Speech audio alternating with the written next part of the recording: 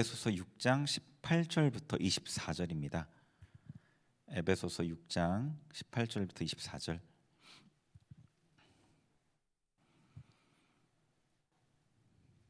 에베소서 6장 18절부터 24절. 우리 찾으셨으면 한 목소리로 같이 봉독하겠습니다. 모든 기도와 간구를 하되 항상 성령 안에서 기도하고 이를 위하여 깨어 구하기를 항상 힘쓰며 여러 성도를 위하여 구하라.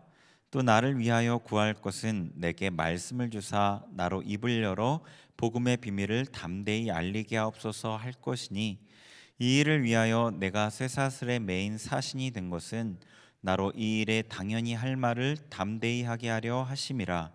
나의 사정 곧 내가 무엇을 하는지 너희에게도 알리려 하노니, 사랑을 받은 형제요 주 안에서 진실한 일꾼인 두기고가 모든 일을 너희에게 알리리라. 우리 사정을 알리고 또 너희 마음을 위로하기 위하여 내가 특별히 그를 너희에게 보내었노라. 아버지 하나님과 주 예수 그리스도께로부터 평안과 믿음을 경한 사랑이 형제들에게 있을지어다. 우리 주 예수 그리스도를 변함없이 사랑하는 모든 자에게 은혜가 있을지어다. 아멘. 네, 네, 네. 오늘은 찬양하면서 많은 생각을 좀 했어요. 네, 많은 생각을 했습니다. 뭐 각자의 상황이 분명히 있겠지만 코로나 상황이 심각해진 이유 때문에 많이들 빠졌을 것 같다는 생각을 하면서, 이 코로나의 이 상황이 우리의 영적인 현 상황을 보여주는 거구나라는 생각을 했어요.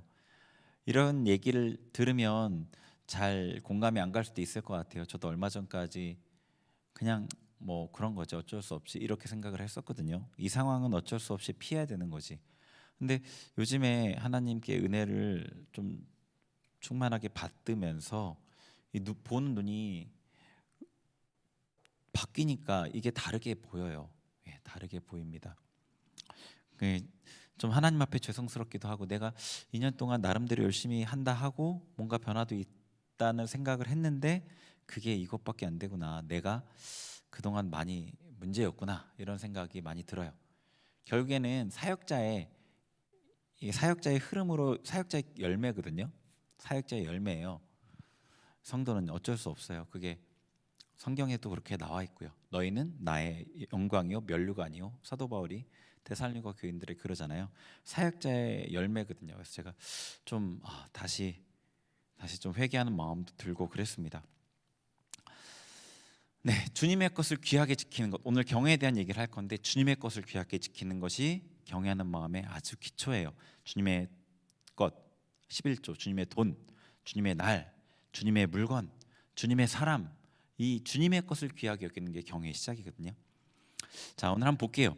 에베소서 강의 마지막 시간이 될 줄 알았어요. 그래서 18절부터 24절까지 말씀을 준비를 했는데 결국은 18절만 준비를 했어요. 내용이 너무 많아서 18절만 준비를 했고, 19절부터 원래 24절은 간단히라도 언급하고 끝내려고 했는데 다음 주 이걸 더 할지 말지는 기도해 봐야 될 것 같아요. 어쨌거나 우리 오랜 시간 에베소서를 같이 살펴봤어요. 그죠? 에베소서에 기록된 이 말씀이 너무나 귀하고 놀라웠어요. 개인적으로도 정말 많이 은혜를 받았어요. 제가 하나님의 계획에 대해서 많은 것들을 알게 됐고, 모든 구절을 오늘 말씀 아까 얘기한 대로 자세히 다 볼 수는 없겠지만 한 가지 주제에 대해서 나누려고 합니다. 그것은 예수님과의 동행이에요. 예수님과의 동행. 예수님과의 동행에 대해서 많이 들어봤을 거예요. 그런데 생각을 해보세요. 본인을 생각해보고 주변을 돌아보세요. 실제로 예수님과 동행하는 사람이 많은가요? 아니요, 있나요? 있기는 있나요?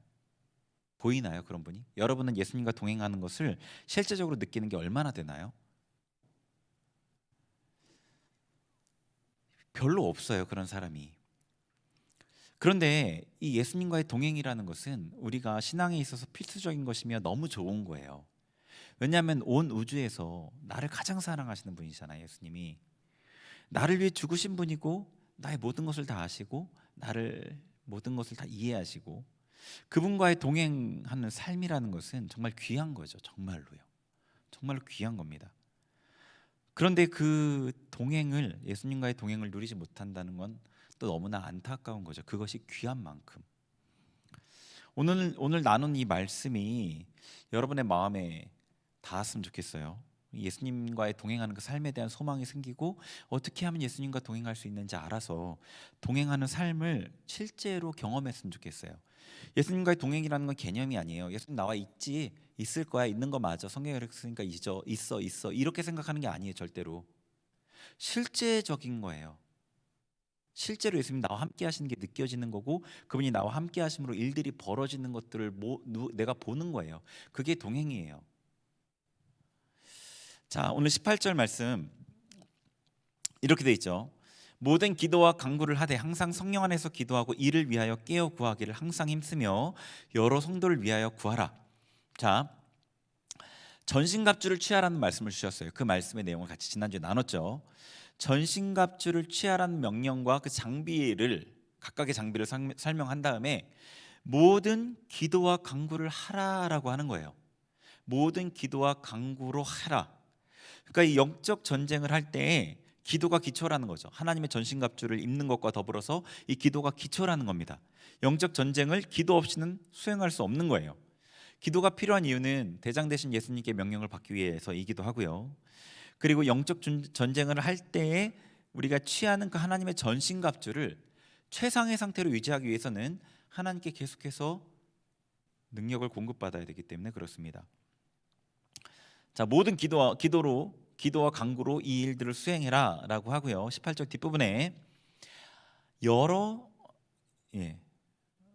그 뒷부분에 영적 전쟁을 위해서 이제 이를 위하여 모든 기도와 간구를 하되 성령 안에서 기도하고 이를 위하여 영적 전쟁 이것을 위하여 깨어 구하기를 항상 힘쓰고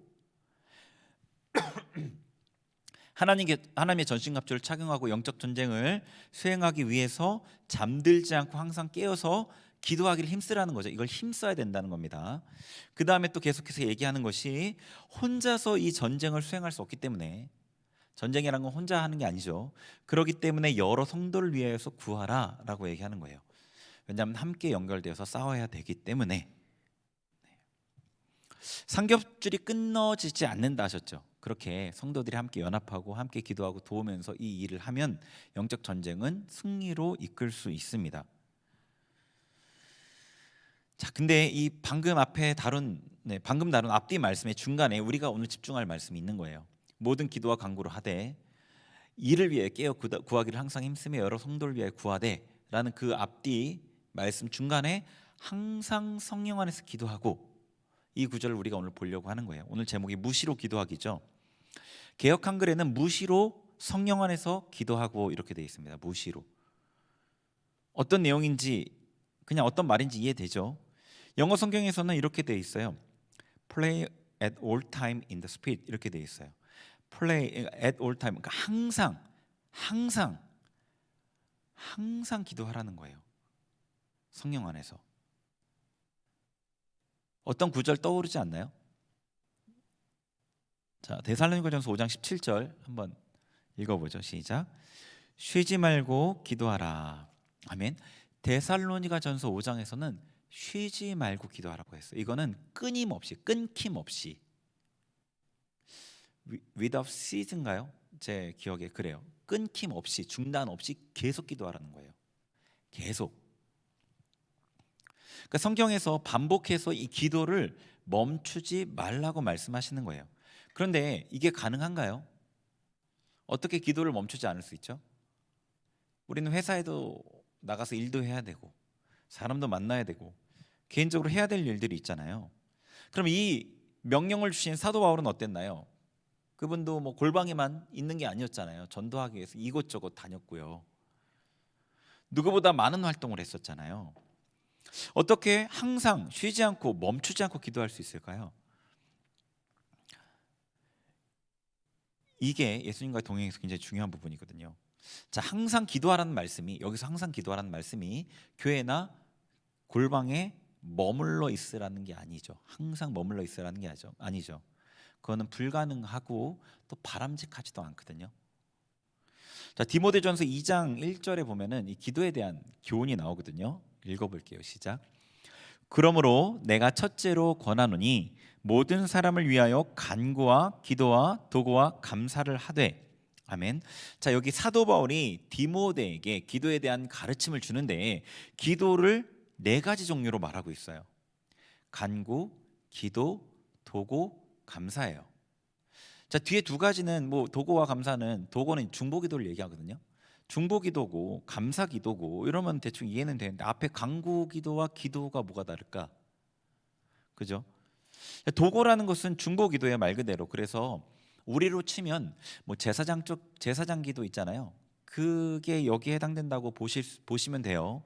그리고 이 감사 기도는요, 시편 기도라고 보시면 틀리지 않을 거예요.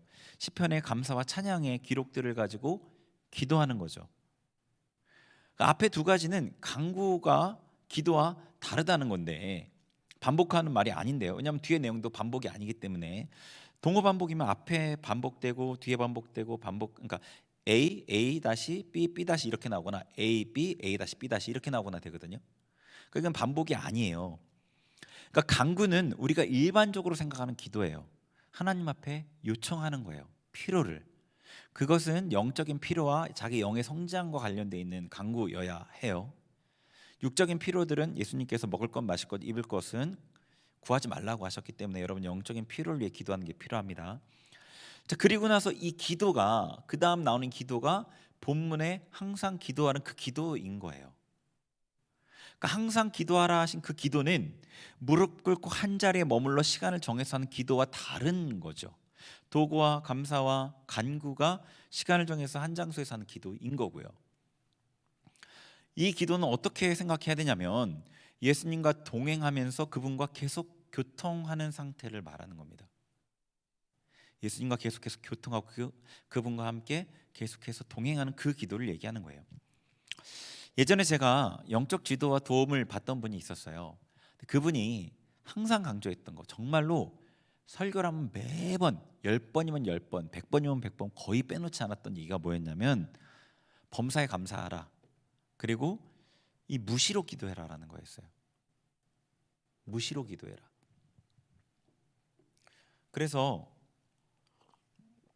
그분이 무시로 기도하는 방법으로 알려주신 게 뭐였냐면 예수님의 이름을 수시로 부르는 거예요. 계속 어디 가도 주여 주여 주여, 이거를 알려주셨어요.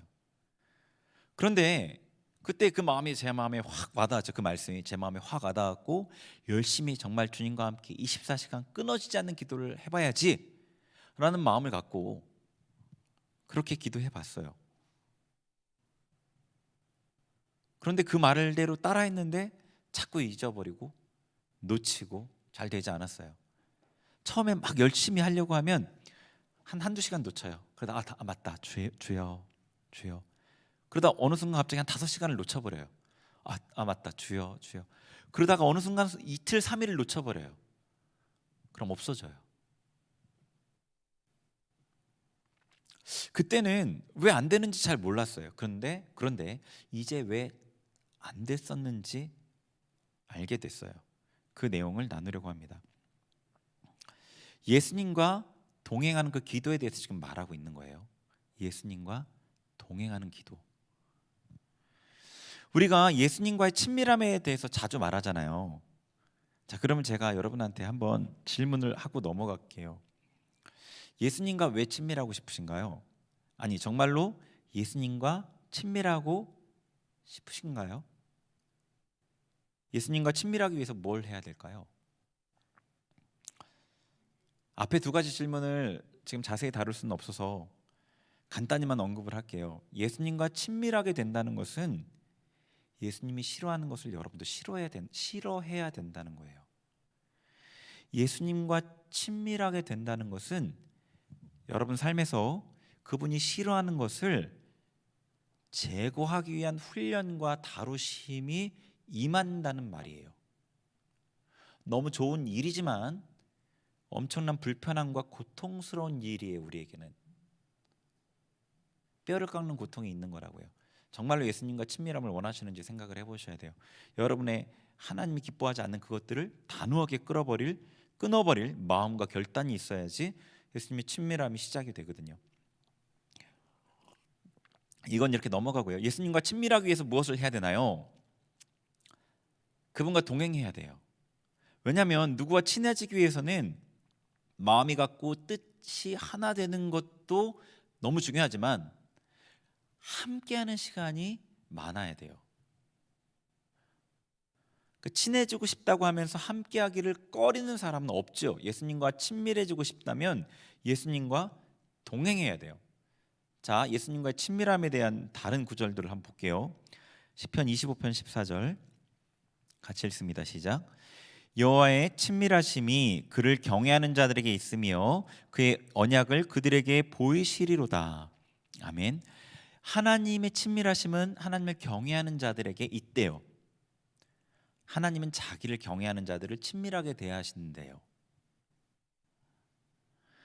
하나님과 그 친밀함에 경외함이 아주 필수인 것을 알 수 있죠. 예수님과 동행해야 예수님과 친밀해집니다. 그러니까 하나님을 경외함과 예수님과의 동행은 굉장히 밀접한 연관관계가 있는 거예요. 이 연결고리를 확인해 보려고 하는 거예요. 그러니까 제가 얘기 드리려는 게 예수님과의 동행함을 얘기하는데 친밀함이 관련돼 있고 경외함이 관련돼 있는 거예요. 경외함을 말씀드릴 거고, 그래서 친밀함과 동행함에 대해서 이 경외함이 얼마나 중요한 역할을 하는지를 알려드릴 거예요. 제가 말씀드리려는 결론은 예수님과의 동행이지만, 친밀함이지만 가장 포커스를 두고 얘기할 것은 이 경외예요. 경외. 성경에서 하나님과 동행하는 사람 하면 가장 먼저 떠오르는 사람이 누구죠? 에녹이죠. 에녹. 그죠? 에녹은 300년간 하나님과 동행했어요. 에녹에게 어떤 특별한 점이 있었길래 오랜 시간 하나님과 동행할 수 있었는지를 볼게요. 이거는 우리 구절이 좀 돼가지고 찾아볼게요. 창세기 5장을 한번 펴보세요.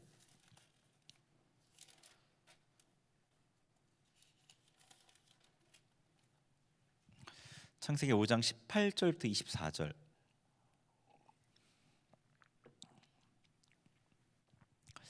창세기 5장 18절부터 24절 거기 말씀을 쭉 같이 읽어볼게요. 같이 읽습니다. 시작.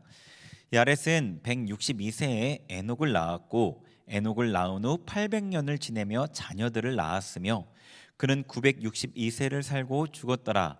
에녹은 65세에 무드셀라를 낳았고 무드셀라를 낳은 후 300년을 하나님과 동행하며 자녀들을 낳았으며 그는 365세를 살았더라. 에녹이 하나님과 동행하더니 하나님이 그를 데려가심으로 세상에 있지 아니하였더라. 아멘. 자, 에녹의 삶이 짧게 요약돼 있죠. 근데 이 에녹의 삶의 핵심 내용은 뭐냐면 21절에 65세에 무드셀라를 낳았어요. 그리고 22절에 무드셀라를 낳은 후에 300년을 하나님과 동행하고 23절에 365세에 죽었어요. 그게 에녹의 삶의 기록이 여기에 창세기의 기록의 전부예요. 에녹이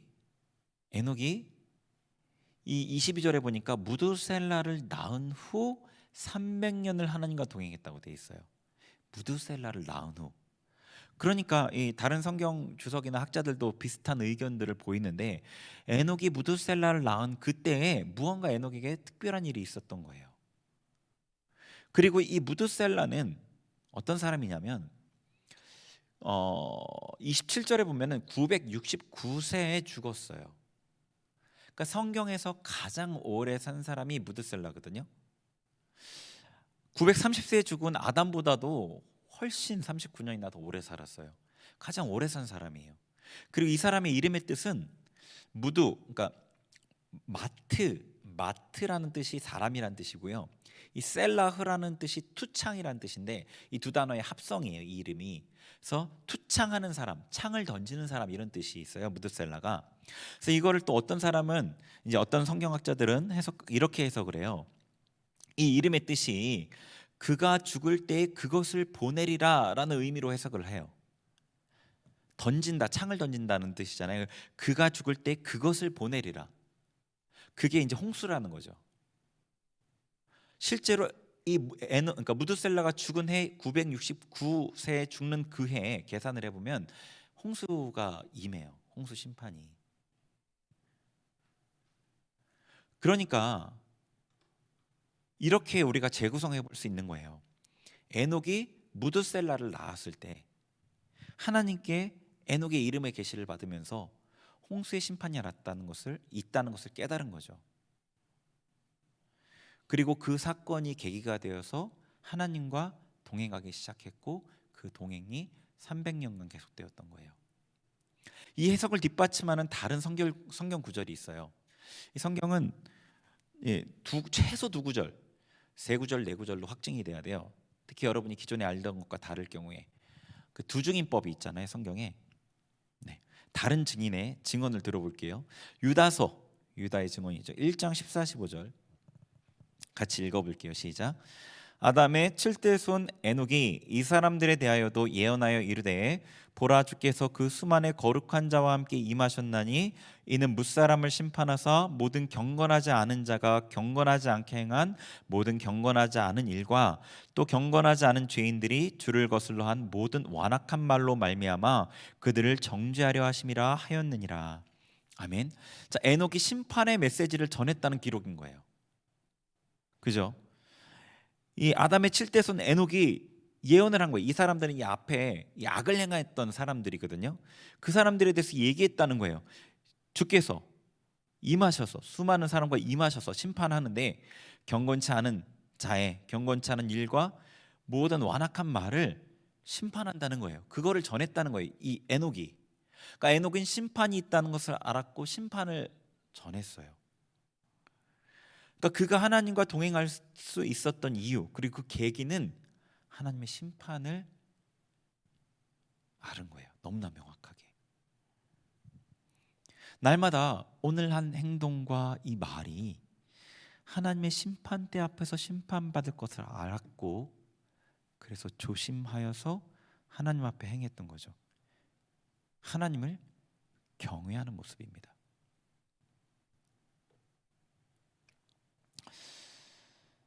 에녹은 심판이 있음을 알았기에 300년간 하나님을 경외함으로 행했고 그의 경외함 때문에 하나님과 동행할 수 있었던 겁니다. 하나님과 동행하는 그 친밀함의 키가 경외이죠.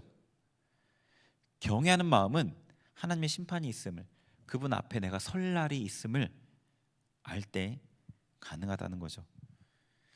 여러분은 하나님의 심판이 있음을 아십니까? 기억하고 있느냐는 뜻이 아니고요. 여러분 마음속에 하나님의 심판이 살아있느냐는 말이에요. 두려워하느냐는 말입니다. 하나님을 경외하느냐는 그 말이에요. 지난 금요일에 우리 금요기도회 때 김성근 목사님 오셔가지고 북한 선교에 대해서 얘기하셨잖아요. 그때 정말로 저도 은혜를 많이 받고 많은 시야가 넓어지고 참 감사한 시간이었는데 그 가운데 하나가 북한 땅에 말씀대로 인한 하나님의 심판 두렵지 않으셨나요? 우리가 예수님 재림 때에 서게 될 그 심판 때는 그것과 비교도 되지 않죠. 단번에 온 우주를 소멸하실 그 권능과 폐부까지 꿰뚫어보는 그 불꽃 같은 눈 앞에서 우리의 삶이 낱낱이 심판받게 되거든요. 모든 경건하지 않은 일, 주를 거슬러 한 모든 완악한 말을 심판하실 것입니다. 하나님의 그 심판을 기억하면 그분을 경외하게 돼요. 내가 하나님 앞에 조심스럽게 행해야지. 자, 성경에 또 경외가 어떤 모습인지를 보여주는 좋은 예시가 이스라엘을 통해 나오는데요. 여기도 한번 찾아볼게요. 신명기 5장 찾아보세요. 22절부터예요.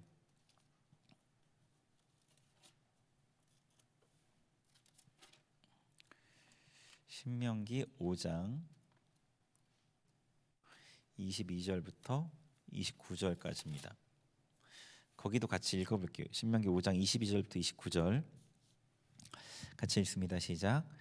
여호와께서 이 모든 말씀을 산이 불 가운데 구름 가운데 흑암 가운데에서 큰 음성으로 너희 총회에 이르신 후에 더 말씀하지 아니하시고 그것을 두 돌판에 써서 내게 주셨느니라.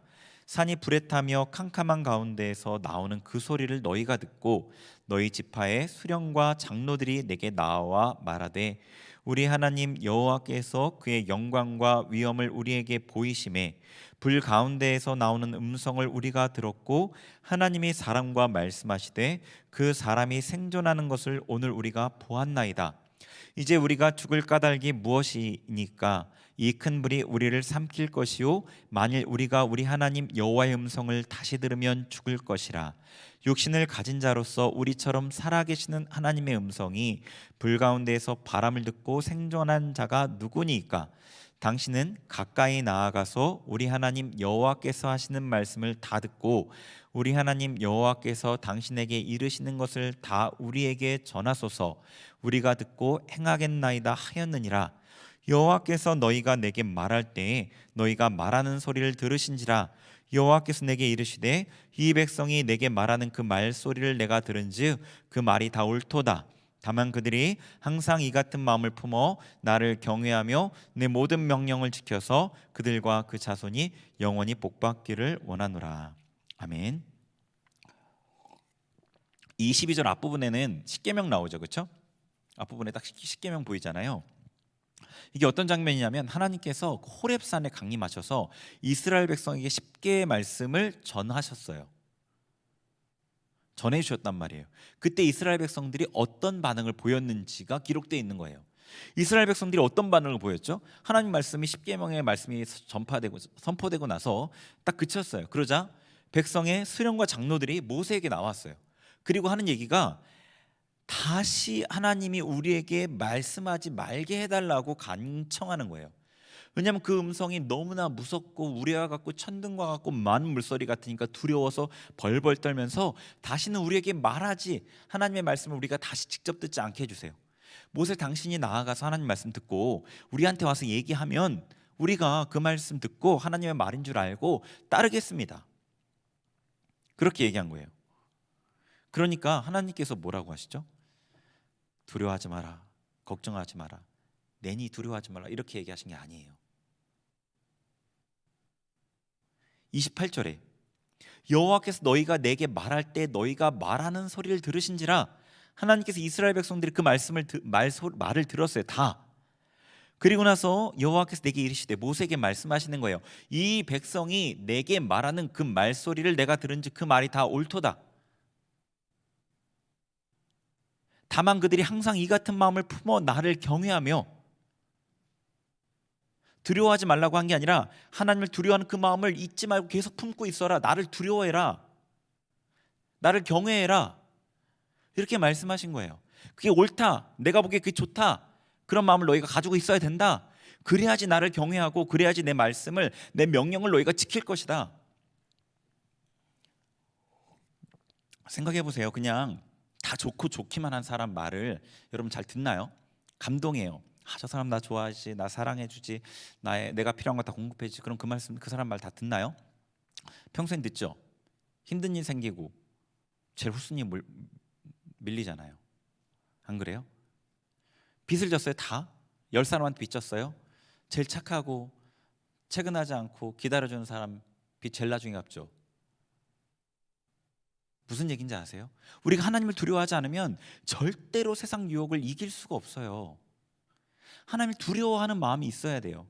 이게 하나님의 어떤 형벌이 두려워서 공포 가운데 벌벌 떨라는 게 아니라 그 하나님의 어미하심과 그 하나님의 공의로우심과 그 하나님의 크심 앞에 그 두려운 마음, 경외하는 마음을 우리가 품고 있어야 된다는 거예요. 하나님께서 그 마음이 합당하고 그 마음이 있어야 하나님 말씀에 순종할 수 있다고 하신 거예요.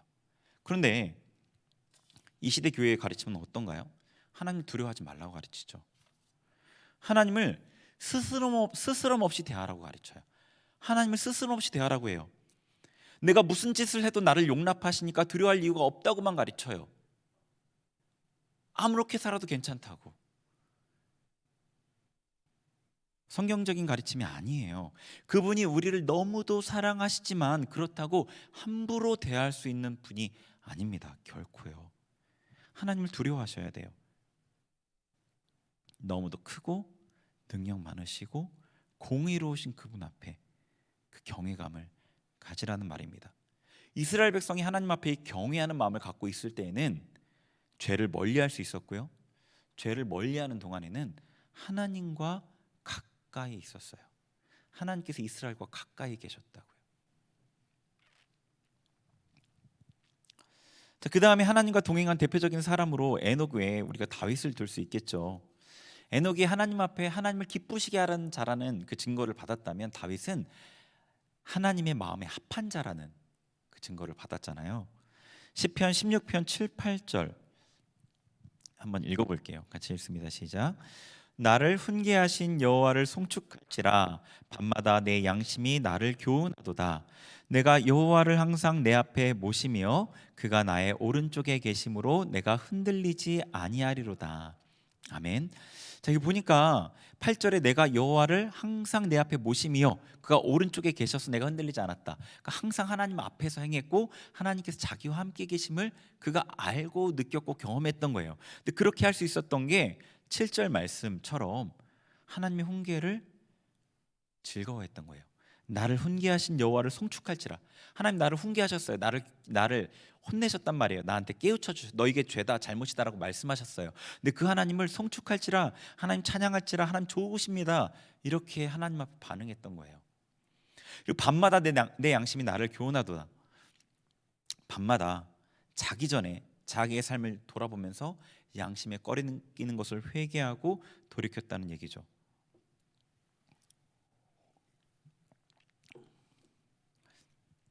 다윗이 그렇게 하나님의 훈계와 이 책망을 기쁘게 받아들이고 하나님 앞에 거룩하고 흠없는 삶을 살기 위해서 날마다 자기의 삶을 돌아보고 회개했기 때문에 하나님 앞에 그 마음에 합한 자가 됐던 거죠. 그렇게 인정받았던 거죠.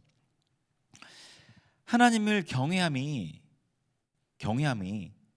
그리고 그분의 두려워하는 것으로부터 하나님의 말씀에 대한 순종으로 이어지는 거죠.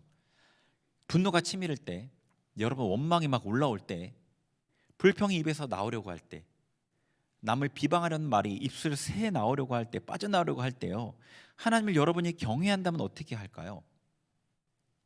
하나님을 경외한다면 어떻게 할까요? 그런 것들이 나에게서 막 요동칠 때 어떻게 해요? 어떻게 할까요? 하나님을 경외하면, 하나님을 두려워하고 경외하면 어떻게 할까요? 그런 상황에서 설령 죄를 지었다 해도 하나님께서 훈계하시면 어떻게 하겠습니까? 경외한다면 어떻게 할 거예요? 하나님 훈계하시면 어떻게 할까요? 적어도 회개하고 다시는 그러지 않겠다고 결단하겠죠. 다시는 그렇게 하지 않겠다고. 하나님 경외하면 그 원망의 불평의 순간에, 분노의 순간에, 이 감정의 순간에 하나님 경외한다면, 정말 경외한다면 내 맘대로 하지 않겠죠. 근데 돌이켜 생각해 보십시오. 이렇게 생각해 보자고요. 하나님을 정말 경외하나요? 현대 우리 이 교인들이, 한국에 있는 이 교회 교인들이 하나님을 정말 경외하나요? 얼마나 자기 중심적인지, 죄를 짓고도 하나님께서 내 기분이나 내 입장을 들어주셔야만 회개를 해요. 이 무슨 얘기인지 아시겠죠? 하나님도 내 기분을 안 알아주면 회개도 안 해요. 회개를 해주는 거예요. 자기 기분에 안 맞으면 하나님께 고집하고 원망하고 대듭니다. 하나님의 경외함이 없는 거죠. 왜 현대교회가, 이 현대 성도들이 능력이 없는지, 하나님이 없는지 알 수 있지 않나요? 하나님이 삶에 안 계신 것 같아요. 실제로 죄를 지어도 징계가 없어요.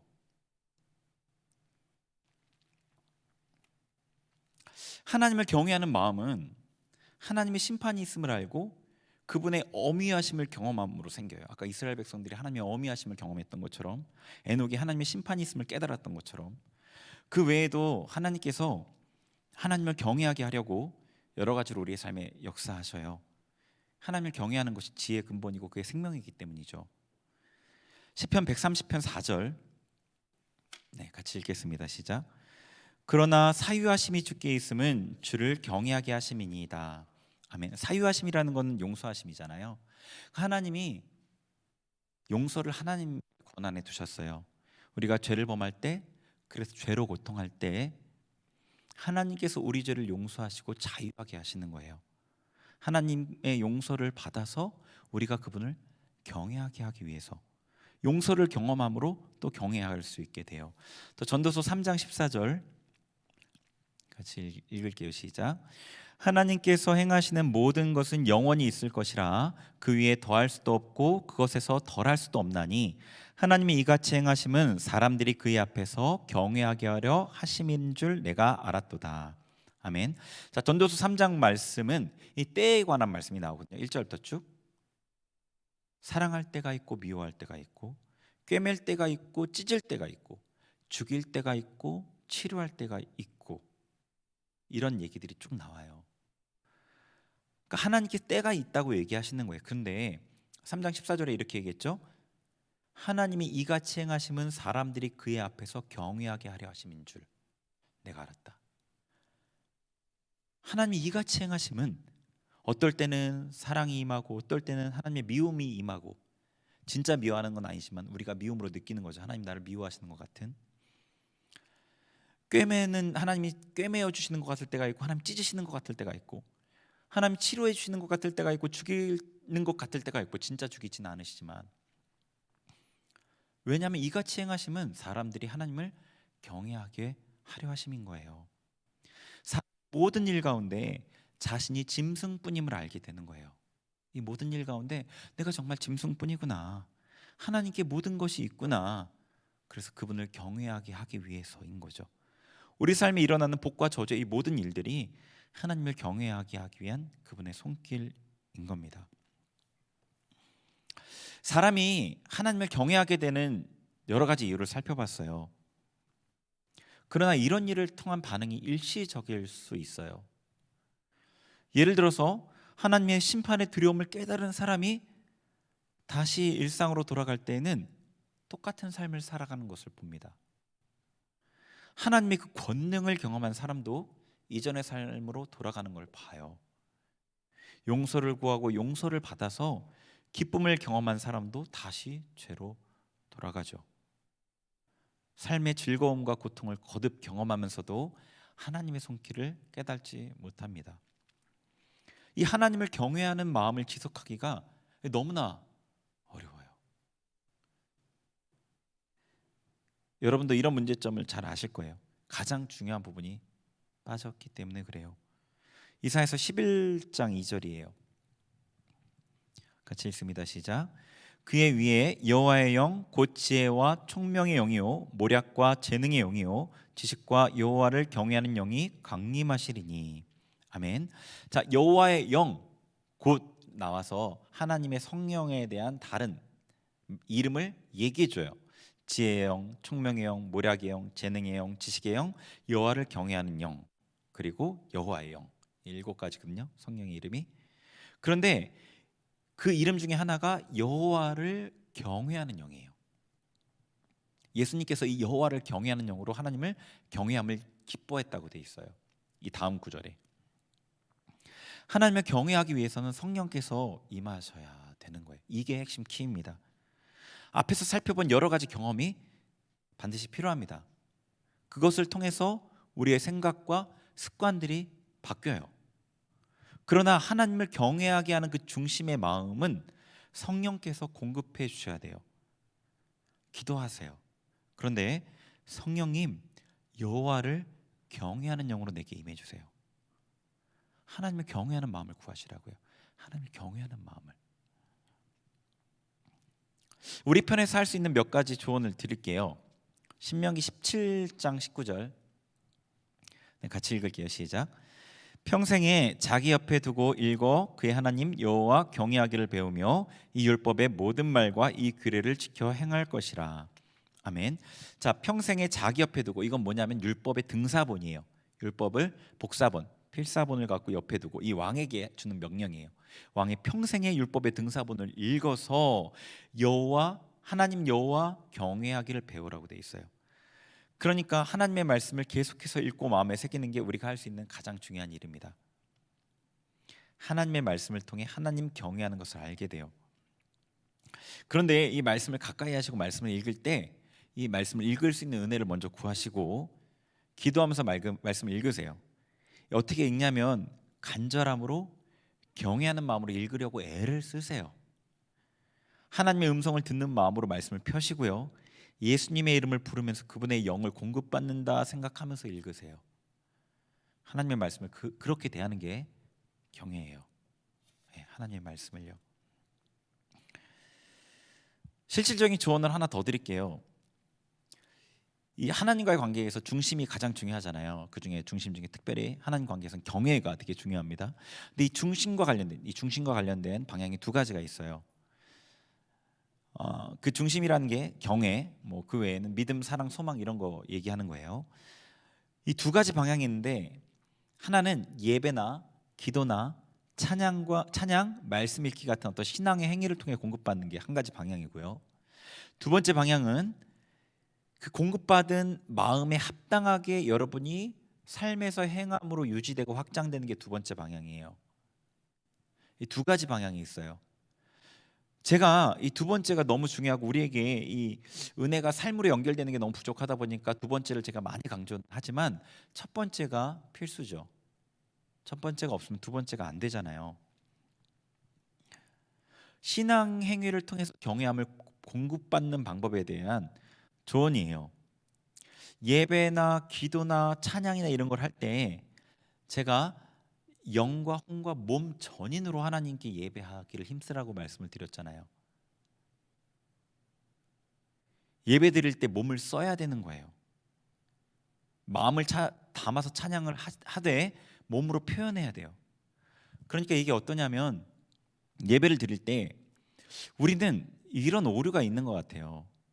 이 설교자나 찬양 인도자나 앞에 서 있는 사람이 은혜 통로가 되는데 그 은혜가 그 사람을 통해서 흘러오면 내가 반응해서 예배를 드려야지라고 생각하는 것 같아요. 근데 그게 아니라 여러분이 이미 충만한 상태, 하나님의 은혜가 있는 상태에서 같이 반응하는 거거든요, 사실. 그러니까 여러분이 이 마음 안에 하나님을 향한 어떤 사랑과 경외하는 마음이 담겨 있는 상태에서 그 마음을 몸으로 표현해야 되는 거예요. 네. 이게 너무 중요합니다. 하나님께 여러분이 전인으로 나아갈 때 몸과 마음과 이 영과 혼을 다 써서 나아갈 때 은혜가 더 풍성하게 임해요. 이 부분을 놓치지 마세요. 이 몸에 대한 부분을 우리가 너무나 개신교에서 놓치고 있어요. 그러니까 우리는 영혼 몸으로 하나님을 섬겨야 된다 얘기하지만 실제로 몸은 얘기 안 해요. 여러분 몸에 대한 얘기하는 거 들어본 적 있나요? 설교 때 가르침 중에 몸에 대한 얘기는 아무도 안 해요. 몸은 빠져 있어요. 예배 때 몸으로 뭐 하시나요? 그냥 앉아 있잖아요. 예배 나온 것 그리고 입술 벌려 찬양하는 것 정도, 그리고 은혜 많이 임하면 손 드는 것 정도잖아요. 몸은 빠져 있단 말이에요. 그 영도 사실은 많이 안 다뤄요. 개신교는 영도 많이 다루지 않아요. 우리 교회는 그나마 영에 대해서 많이 얘기하지만 영도 거의 다루지 않아요. 대부분 다 혼에 대해 집중돼 있어요. 혼에, 그것도 지적 이해에 제일 많이 집중돼 있어요. 너무 편중돼 있거든요. 우리가 놓쳐 있는 이 몸에 대한 부분 여러분 집중하셔서 하나님 앞에 몸으로 전인으로 예배하기를 힘쓰셔야 돼요. 이 기도할 때 적용할 방법을 좀 말씀드리면 좀 여러분이 오해가 없으셨으면 좋겠어요. 시편 기도 책 우리 교회에서 판매하는 거 아시잖아요. 시편의 말씀으로 기도하기 아실 거예요. 그 시편은 예부터 구약부터 또 초대교회 예전부터 예배에 어떤 사용되었던 책이었어요. 그래서 시편의 표제 중에는 성전에 올라가는 뭐 기도, 찬양 이렇게 써 있는 표제도 있잖아요.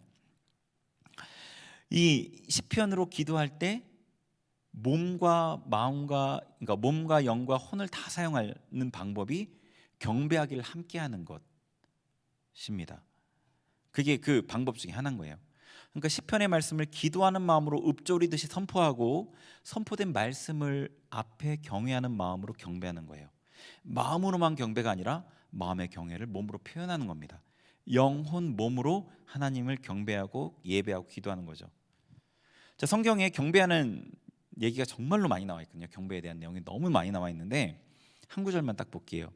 느헤미야 8장 6절 같이 읽어볼게요. 시작.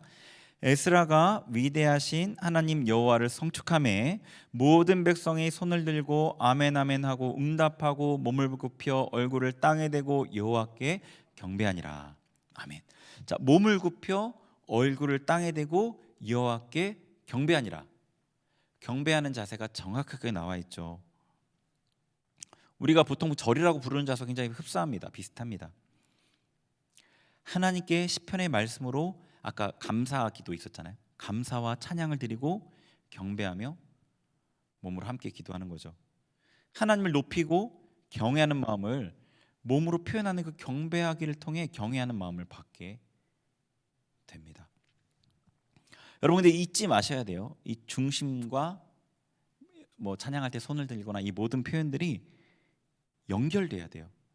그래서 뭐 기도하는 자세 중에 무릎 꿇고 하는 기도의 자세가 있잖아요. 요즘에는 많이들 무릎 꿇고 기도 안 하시는 것 같은데 무릎을 왜 꿇느냐? 겸손한 마음의 표현인 거죠. 그런 것들인 겁니다. 자, 이 하나님을 경외함도 이 배워가야 되고 자라가야 될 거예요. 신명기 17장 아까 읽었던 말씀에 뭐라고 돼 있었죠? 평생에 자기 옆에 두고 읽고 그의 하나님 여호와 경외하기를 배우며. 그러니까 하나님을 경외하는 이것은 배워야 되는 거예요. 자라가야 되는 겁니다. 여러분이 하나님을 경외하는 것이 어떤 것인지 실제로 알게 되면 그것이 익숙해지도록 배워가야 합니다. 하나님에 대한 그 경외함이 증가할수록 그분과 동행하기가 쉬워지거든요. 하나님을 경외하는 그 마음이 여러분에 있으면 하나님의 임재가 뚜렷해져요. 그분의 임재가 하나님을 경외하고 높여드리는 곳에 하나님께서는 임하시거든요. 그분의 임재는 그분의 빛을 동반하죠. 빛 가운데 어둠이 드러나고 회복돼요. 치를 위해 따로 힘쓰지 않아도 애쓰지 않아도 자연스레 회복돼요. 하나님 임재하시면 하나님을 경외하세요. 하나님을 경외함을 배우세요. 그분을 경외하는데 능숙해지고 자라가세요. 그것이 여러분 삶의 모든 복의 근원이 됩니다. 자, 앞부분에 제가 무시로 성령 안에서 기도하라는 말씀이 왜 이루어지지 않았는지 알았다고 했죠. 그걸 말씀을 드릴게요. 제가 그때에는 주님의 이름을 부르긴 했었어요. 주여 부르긴 했는데 이 그분을 경외함을 잘 몰랐어요. 그분을 경외함이 많지 않았어요. 제 마음에. 뭐 그때에도 하나님께서 말씀하시면 언제든지 회개하고 어떻게든 고치려고 그런 마음이 있었죠. 그 경외함이 없던 건 아니에요. 근데 그 경외함이 부족했어요. 그러니까 제 마음에 다른 것이 너무 많아서 경외함이 너무 부분적이었어요. 그래서 예배할 때, 기도할 때는 경외함이 나타나요. 하나님 경외하는 마음이 나타나요. 예배할 때, 기도할 때는, 은혜 받을 때는. 근데 평소에는 그게 나타나지가 않는 거예요. 그러니 아무리 주님의 이름을 부르려고 해도 자주 잊어버리고 무시로 기도하기가 되지 않았던 거죠. 말씀을 읽고 기도하고 시편으로 기도하고 경배하고 하나님의 심판을 기억하고 그분의 감동에 순종하려고 애쓰고 그분이 항상 함께 계심을 인식하려고 애쓰고 감동하시면 순종하는 가운데 경외함이 제 마음에 머물게 됩니다. 그러다가 어느 순간 다시 사라지는 것 같으면 강구해요. 그러면 주님께서 다시 그 마음을 주셔요. 주님께서 함께 하시면 계속 느끼는 거예요.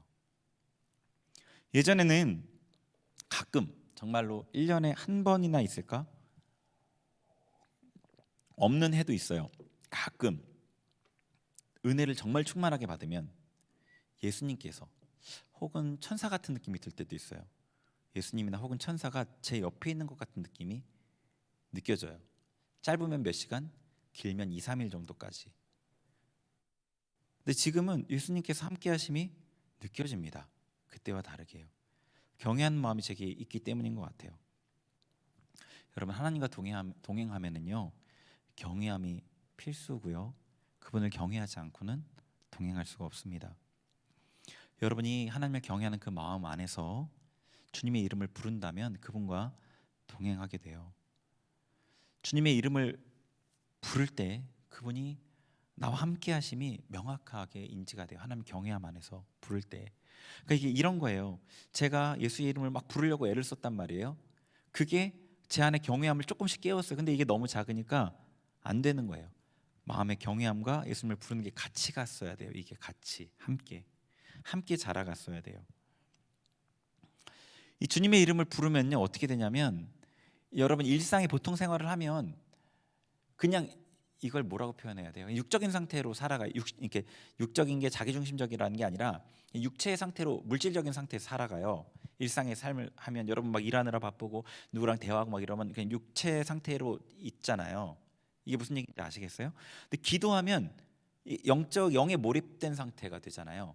기도할 때와 여러분이 기도 끝나치고 나서 어떤 일을 할 때 상태가 되게 다르거든요. 확 구분이 돼요.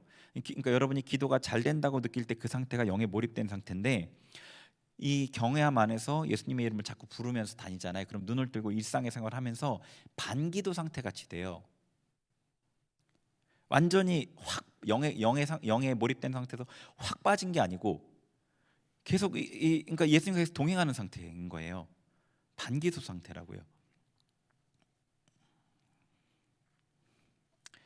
그게 바로 쉬지 않고 기도하는 기도의 상태입니다. 무시로 성령 안에서 기도하라고 명령하셔요. 먼저 하나님을 경외하시기를 힘쓰세요. 그분을 경험하고 그분의 심판을 기억하고 하나님을 두려워하는 마음으로 행하세요.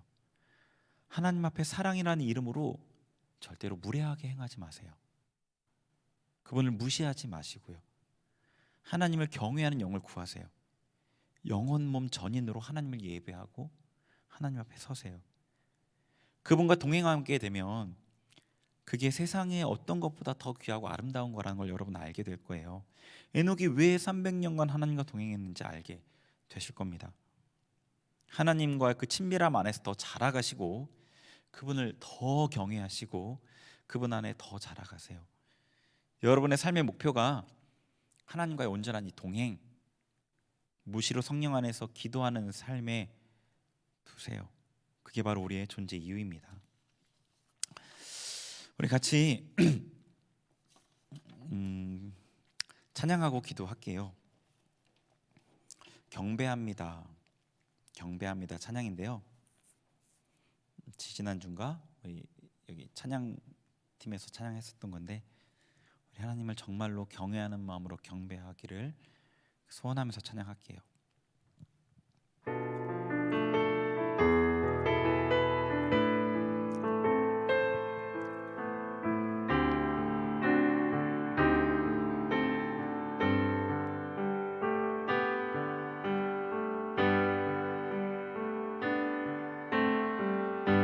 나를 위해 죄가 되신 죄를 모른 주의 어린 양, 나의 수치 죄 거두시고 생명과 의 나누셨네. 경배합니다. 영원히 송축해 나는 주의 것, 영원히 주 나의 것, 모든 것들이 내 마음과 뜻 힘 다해 사랑해요. 영원히 경배합니다.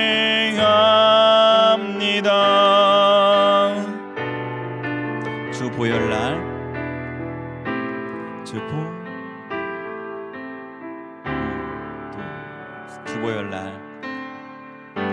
주 보혈날 구하셨네. 내 힘 아닌 은혜로 난 의롭고 화목됐네. 난 주의 것, 주 나의 것 경배합니다. 영원히 송축해. 나는 주의 것, 영원히 주 나의 것, 모든 것들이 내 마음과 뜻 힘 다해 사랑해요. 영원히 경배합니다. 영원히 송축해. 나는 주의 것, 영원히 주 나의 것, 모든 것들이 내 마음과 뜻 힘 다해 사랑해요. 영원히 경배합니다. 영원히 송축해. 나는 주의 것, 영원히 주 나의 것, 모든 것들이 내 마음과 뜻 힘 다해 사랑해요. 영원히 한 번 더 합니다. 영원히 송축해. 나는 주의 것, 영원히 주 나의 것, 모든 것들이 내 마음과 뜻 힘 다해 사랑해요. 영원히 경배합니다.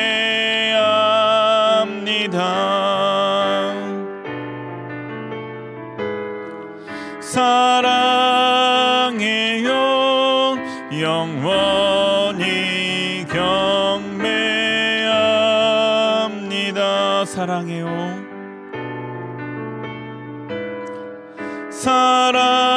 사랑해요. 영원히 경배합니다. 한 번 더 사랑해요.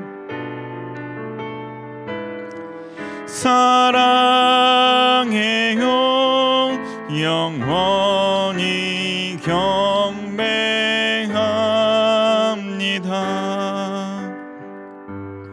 우리 같이 기도하겠습니다. 기도할 때 하나님, 제 안에 하나님을 경외함이 없습니다. 하나님을 두려워함이 없습니다. 그래서 제가 고삐 뿔린 망아지처럼 제 마음대로 살아갑니다. 하나님, 저를 용서해 주세요. 저를 불쌍히 여겨주세요. 다시금 주님의 긍휼을 이 시간에 부어주세요. 다시금 저를 정결케 하시고, 제가 버려버리고 제가 바꿔버린 너무나 소중하고 귀한 하나님을 경외하는 그 마음을 제게 다시 부어주세요. 우리 그렇게 주님 앞에 회개하며 간구하며 같이 기도하겠습니다. 같이 기도합니다. 하나님 아버지, 하나님 아버지, 이 시간에 주님 앞에 우리의 마음을 낮추며 주님 앞에 기도하며 나아갑니다. 하나님, 성령으로 이 자리 이 시간에 우리 가운데 임하여 주시고 우리의 눈을 열어 주옵소서. 우리의 눈을 열어 주옵소서. 진리로 우리의 눈을 열어 주옵소서. 진리로 우리의 눈을 밝혀 주옵소서. 우리의 삶을 하나님 온전하게 볼 수 있도록 도와주옵소서. 할렐루야 라칼로 알라이캄마. 아버지, 우리의 마음을 보게 하소서. 우리의 마음을 보게 하소서. 우리의 마음을 보게 하소서. 하나님을 향한 경외함이 우리의 마음이 없습니다. 하나님을 향한 경외함이, 하나님을 두려움이 내 마음 안에 없습니다. 할렐루야 라라리아라 칼로 알라캄마 베알라 칼로 알라세라리아라르. 하나님을 두려워하지 않고 하나님 내 뜻대로 내 마음대로 살아갑니다. 할렐루야 라라리아라 캄마와에르. 제여 아버지, 할렐루야 카르바리아라 캄마바라 할루알라 카르 우리를 용서하여 주옵소서. 우리를 용서하여 주옵소서. 하나님의 이름을 마음으로 여기며 하나님의 앞에 무례하게 대하며 하나님의 감동을 무시하며 하나님의 말씀을 고쳐버렸던 우리를 아버지 용서하여 주옵소서. 할렐루야 카르알라 캄마바에르 베알라 카르바리아라 캄마바르 베알라 카르바리아라 베알라 카르바리아라 캄마바에르 할렐루야 베알라 카르바리아라 캄마바르 하나님 우리의 마음을 쏟아 주님 앞에 회개합니다. 하나님 앞에 우리의 마음을 쏟아 회개합니다. 하나님 앞에 우리의 마음을 쏟아냅니다.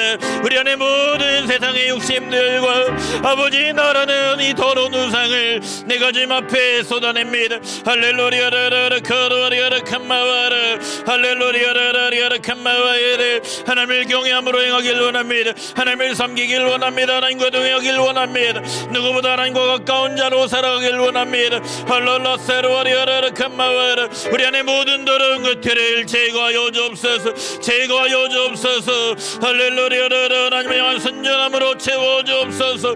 할렐루야 캄마바에르 베알라 칼루알라 세르와리아라 레켈루알라 캄마바르 베알라 칼루알라 캄마바르 할루알라 세르와리아라 캄마바 자복합니다. 통회합니다. 할렐루야 캄마바에르 베알라 카르바리아라 캄마바 상한 심령으로 주님 앞에 나아갑니다. 주님의 인자와 긍휼을 구합니다. 할렐루야 어미하신 하나님 앞에 자비하신 하나님 앞에 할렐루야 인애가 무궁하신 하나님 앞에 할루알라 카르바리아라 캄마바르 할렐루야 베알라 카르바리아라 캄마바르 할루알라 세르바리아라 로컬로 세르바리아라 캄마바에르 할루알라 카르바리아라 베알라 칼루알라 세르바르 베알라 카르바리아라 캄마바에르 베알라 칼루알라 세르바리아라 레케르바리아라 캄마바 주님 풀어주소서. 주님 회복하소서. 주님의 백성답게 주님 온전히 섬길 수 있도록 주님 우리를 도와주옵소서. 할렐루야 캄마바에르 하나님의 어미하심을 하나님의 권능을 알게 하소서. 하나님의 심판이 있음을 알게 하소서. 할렐루야 캄마바 우리를 용서하신 그 하나님을 알게 하소서. 할렐루야 캄마바르 우리에게 무한한 자비를 베풀으신 하나님을 알게 하소서. 할렐루야 캄마바에르 우리의 삶의 생사와 복의 주관자 되신 하나님을 알게 하소서. 할로와라 카르와리아 캄마바르 하나님을 경외할 그대로 하나님을 경외할 수 있도록 주여 우리의 마음을 주장하소서. 우리의 마음 가운데 성령께서 여호와를 경외하는 영으로 임하소서. 임하여 주옵소서. 임하여 주옵소서.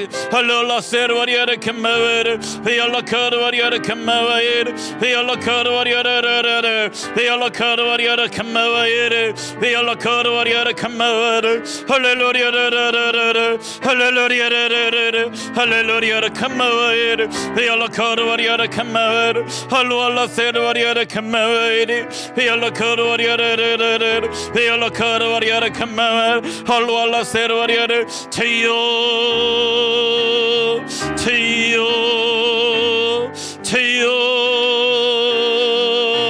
할렐루야 베알라 세르와리아의 마음을 새롭게 하소서. 우리의 마음을 새롭게 하소서. 우리의 마음을 새롭게 하소서. 우리의 마음을 새롭게 하소서. 할렐루야 베알라 카르와리아 캄마바에르 베알라 카르와리아 캄마바에르 할렐루야 캄마바에르 베알라 카르와리아 캄마바에르 할렐루야 할라 세르와리아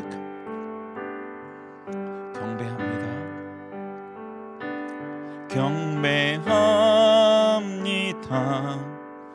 영원히 송축해 나는 주의 것 영원히 주 나의 것 모든 것들이 내 마음과 뜻 힘 다해 사랑해요. 영원히 경배합니다. 영원히 송축해 나는 주의 것 영원히 주 나의 것 모든 것들이 내 마음과 뜻 힘 다해 사랑해요. 영원히 경배합니다.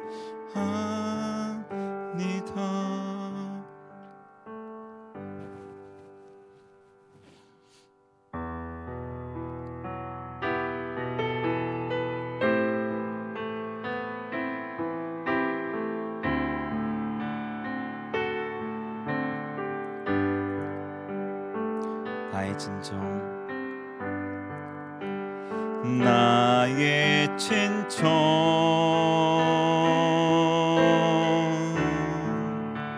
사모하는 예수여. 음성조차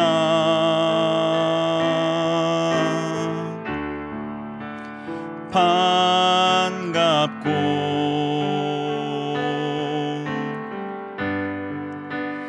나의 생명과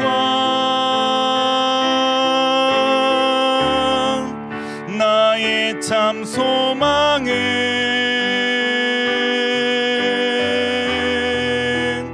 오직 주 예수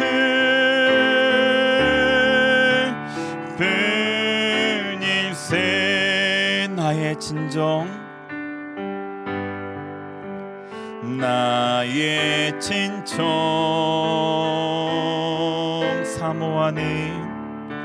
사모하는 예수여.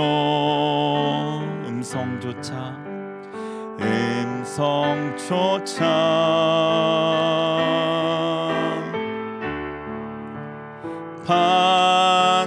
반갑고 나의 생명과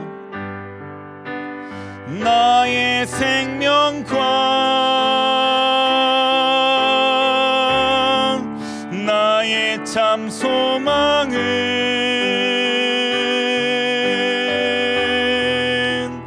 오직 주 예수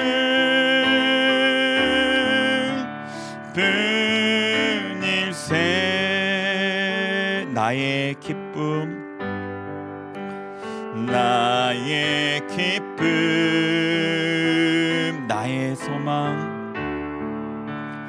나의 소망 되시며 나의 생명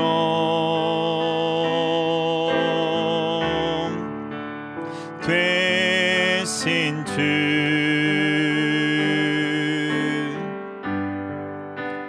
밤낮 불러서 찬송을 드려도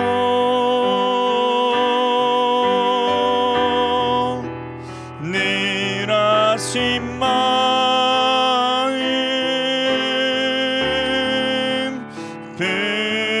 뿐일세. 한 번 더 나의 진정, 사모하는 예수여. 나의 진정,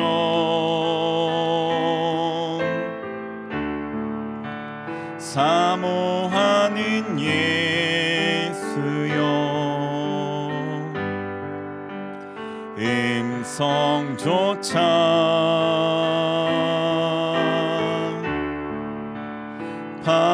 반갑고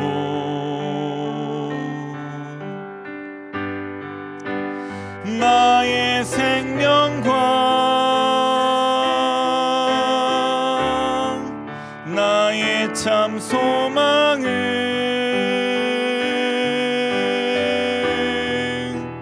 오직 주 예수 뿐일세. 나의 기쁨,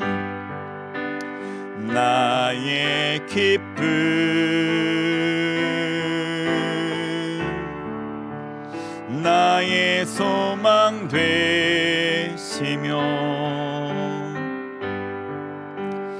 나의 생명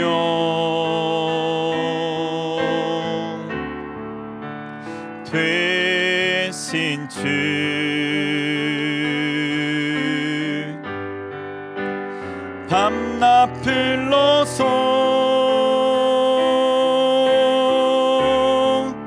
찬송을 드려도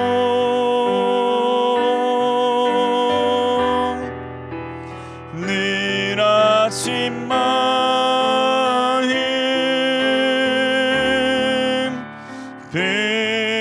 뿐일세. 나의 생명과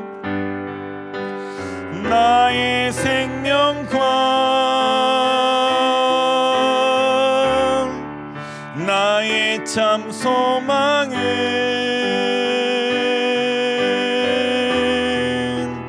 오직 주 예수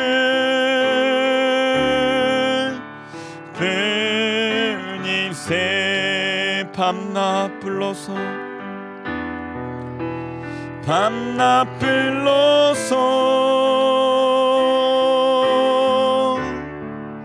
찬송을 드려도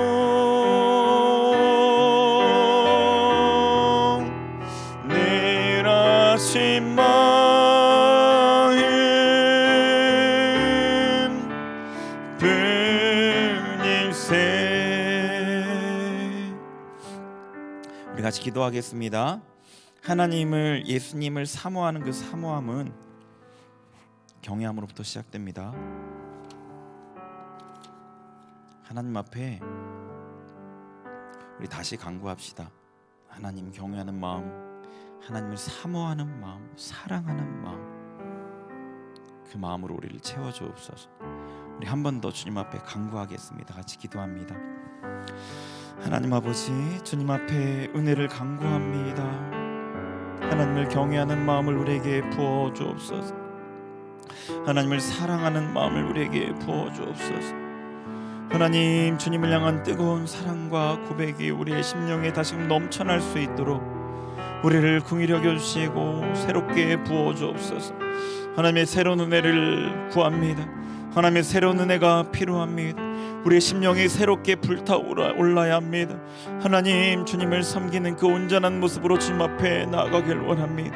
성령 하나님, 이 시간에 우리에게 하나님을 경외하는 영으로, 하나님을 사랑하는 영으로, 그 영으로 우리에게 충만하게 부어주옵소서. 우리가 마음을 열고 주님의 은혜를 간구합니다. 할렐루야라 칼로알라 세르와리아라 칸마와라 미알라 칼로알라 세르와리아라. 성령 하나님, 우리 각 사람의 심령을 만지시 우리의 심령을 고쳐주옵소서. 우리의 심령을 고쳐주옵소서. 할렐루야라라리아라 칸마와라 할렐루야라라 칸마와이르 미알라 칼로알라 세르와리아라 칸마와이르 할로알라 카르와리아라라. 온전히 주님을 사모하며 주님을 경외하며 주님을 쫓아가는 하나님의 백성으로서 살아가게 하소서. 주님을 쫓아가는 그 삶이 얼마나 즐겁고 행복한 길인지를 알게 하소서. 할렐루야라 칼로알라 칸마와이르 미알라 칼로알라 세르와리아라 칸마와 할렐루야라 칼로알라 칸마와이르 제이올라 카르와리아라 칸마와르 할로알라 세르와리아라 칸마와르 할렐루야라라리아라 칸마와이르 할렐루야라라리아라 칸마와르 할로알라 카르와리아라 칸마와이르 네켈로알라 세르와리아르. 주여, 성령 하나님 우리 가운데, 성령 하나님 우리 가운데 임하여 주옵소서. 할로알라 카르와리아라 칸마와르 로콜로 세르와리아라라. 성령 하나님 우리 가운데 임하소서. 임하여 주옵소서. 할로알라 세르와리아라라 미알라 칼로와 우리의 마음을 만지시고 할렐루야라라리아라 칸마와 새롭게 하소서. 새롭게 하소서. 할렐루야라라 칸마와 이르 할로알라 세르와리아라 칸마와라. 주님 임하소서. 주님 역사하소서. 할렐루야라라라 할렐루야라 칸마와 이르 로콜로 세르와리아라라 할렐루야라라.